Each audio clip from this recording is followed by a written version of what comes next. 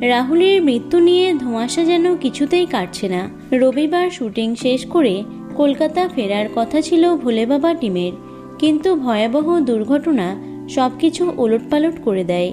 সমুদ্রের জলে ডুবে মৃত্যু হয় অভিনেতার।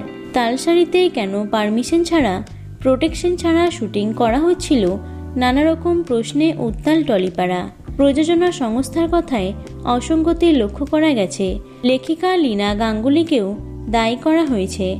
প্রত্যক্ষদর্শীরাও নিজেদের মতামত দিয়েছেন।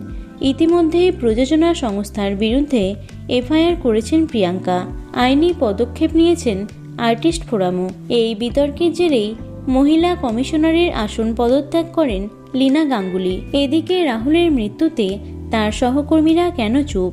সরব টেলিপাড়া। রাহুলের সঙ্গে জলেই ছিলেন সহ অভিনেত্রী শ্বেতা মিশ্র। তাকে বাঁচানো গেলেও বাঁচানো যায়নি রাহুলকে। অভিনেতার পুরো ঘটনার সাক্ষী ছিল শ্বেতা। জানা যায়, এই ঘটনার পর থেকে ট্রমাটাইজড ভোলে বাবার নায়িকা। কিছু বলার মতো পরিস্থিতিতে ছিলেন না তিনি। পরিবারের তরফ থেকে তেমনটাই জানানো হয়েছে। এবার আচমকাই তার পোস্ট ঘিরে জল্পনা।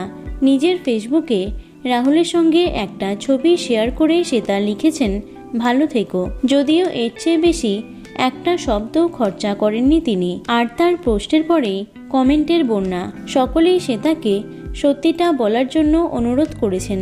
কেউ লিখেছেন, সত্যিটা এবার সামনে আসা দরকার, দয়া করে সত্যিটা বলো। আবার কেউ লিখেছেন, প্লিজ সত্যিটা বলো।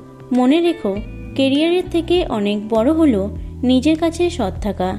তুমি একমাত্র যে সবটা জানো। এক নেটিজেন লিখেছেন, প্লিজ কারো ভয়ে কিছু লুকোবেন না।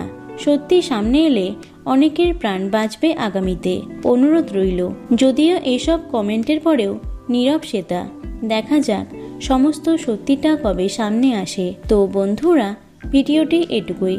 টলি দুনিয়ার অন্যান্য খবর পেতে চ্যানেলটি সাবস্ক্রাইব করতে পারো। ধন্যবাদ।